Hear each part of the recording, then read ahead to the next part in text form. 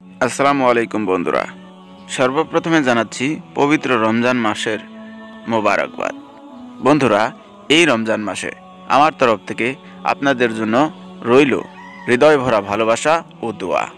বন্ধুরা, খোদা তাআলার উচ্চ মাকামে ওঠা এই পবিত্র মাসের আমাদের মাঝে রয়েছে কিছুগুলো দ্বন্দ্ব। তাই এই দ্বন্দ্বর পরিসমাপ্তি ঘটানোর জন্যই আজকের এই ভিডিও। আমাদের মাঝে থাকা এই দ্বন্দ্বের মূল কারণ হলো তারাবি ৮ রাকাত নাকি ২০ রাকাত। আমাদের আসামের মুসলিম কমিউনিটির অন্যতম সম্পদ মুফতি মকিবুর রহমান আজহারির কিছু বক্তব্য শুনুন। যে এই যে তারাবি নামাজ নিয়ে মানে আঙ্গরের ভিতরে একটা দ্বন্দ্ব আছে, কেউ বলতেছে ৮ রাকাত, কেউ বলতেছে ২০ রাকাত।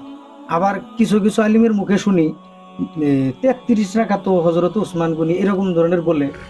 এই সম্বন্ধে আসলে আমরা কত রাকাত তারাবি পড়বো সঠিক, এই সম্বন্ধে কিছু যদি বলতেন। দেখেন, আমি এটা বললে তো কন্ট্রোভার্সি হবে, মানে বিতর্ক হবে। তো আমি যেহেতু আহলে সুন্নাত ওয়াল জামাতের লোক, আমার মতবাদ আহলে সুন্নাত ওয়াল জামাতের লোক আমি। তো ইমাম আজম আবু হানিফা আলাইহি রাহমা ওয়া রিদওয়ান, যেহেতু আমরা ওনাকে মানি, সব ইমামকে মানি, কিন্তু আমাদের ইমাম আজম আবু হানিফা আলাইহি রাহমা ওয়া রিদওয়ান, ওনার নজদিকে বহুত হাদিসের থেকে পাওয়া যায় যে তারাবি ২০ রাকাত। ওদিকে তারাবি আমরা ইনশাল্লাহ ২০ রাকাতও পড়বো।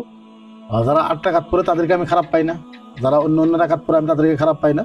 কিন্তু কেউ যদি আমাদের জিজ্ঞাসা করে ২০ রাকাত সম্পর্কে, আমি ওনাদেরকে বেশুমার হাদিস আর বেশুমার কিতাব থেকে আমি দলিল দিতে পারবো, দালাইল দিতে পারবো যে ২০ রাকাত তারাবি সবচেয়ে সঠিক, সবচেয়ে শুদ্ধ।